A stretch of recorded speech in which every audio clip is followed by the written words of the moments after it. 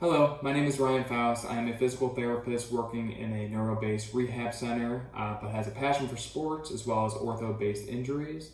Today I want to talk a little bit about Darius Garland, the all-star point guard from the Cleveland Cavaliers, discussing his recent surgery for his great toe. He recently went through the injury on March 23rd against the Utah Jazz in the regular season, and then re-aggravated it in the first round of the playoffs against the Miami Heat. And that kind of kept him not playing to a full 100%, as well as not playing some of the games in the second round of the playoffs, and ultimately now leading to him to have surgery for it. So I do want to kind of talk a little bit about the anatomy of the injury, the mechanism of injury, the examination, as well as treatment for this specific type. So we'll kind of do a deeper dive into the anatomical structures that are affected with a certain type of injury. A lot of stability comes from your medial and lateral collateral ligaments, which is seen right over here. We have your medial collateral ligament, as well as your lateral collateral ligament. These are going to kind of prevent excessive varus and valgus stress or forces. But we also have the plantar plate, which is on the bottom of the foot. This is going to help stabilize these joints. It's going to help with joint distribution as well as general protection. We also have a few muscles that help with stability, which include your flexor hallucis brevis, your adductor hallucis, as well as your abductor hallucis tendons, which are kind of all seen over here.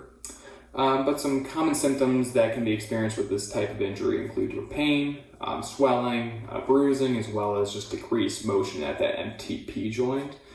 So a lot of things that would be very difficult for an athlete to play on.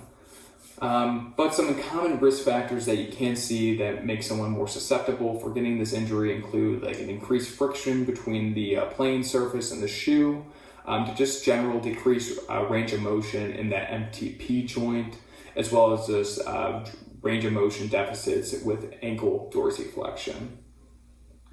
So when it comes to examination, observation and palpation are very important as well. So palpation, you want to make sure you're palpating both your collateral ligaments, your dorsal capsule, as well as your sesamoid complex, which, if we take a look over here at the visual again, are these two bony nodules here. They're oval shape, and the flexor hallucis brevis muscle tendinous junction kind of comes through here. You also kind of want to look at your active flexion strength, active flexion and extension of the MTP and interphalangeal joints, as well as a varus and valgus stress test on that MTP joint, as well as see if those collateral ligaments are damaged. But generally, there are some grades for each type, for this type of injury, grade 1 to grade 3. Those are just based off of how much structures are damaged, as well as the amount of swelling. But for treatment-wise, we always want to try to start conservatively. So the RICE approach is always commonly seen for these type of injuries. RICE, R standing for rest, I for ice, C is for compression, and E is for elevation. You can also do a few other conservative methods like taping the toe into slight plantar flexion, gentle range of motion, passive range of motion into plantar flexion, as well as gradual strengthening exercises for the surrounding musculature. You can also use a few different types of modalities like pulse ultrasound or iontophoresis that will kind of help with the inflammation and maybe with the healing of the soft tissues. So if conservative treatment does fail, usually surgery then will be the next option, which is pretty in rare occurrences. Typically, it will take about 4 to 6 months after the surgery for there to be a complete recovery.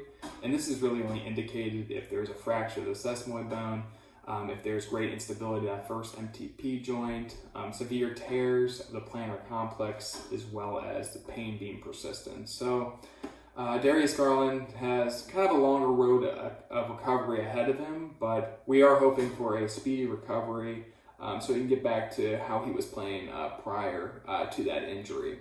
But I do hope you guys did enjoy this video. I hope you found it informative, and thank you all for watching. See you next time.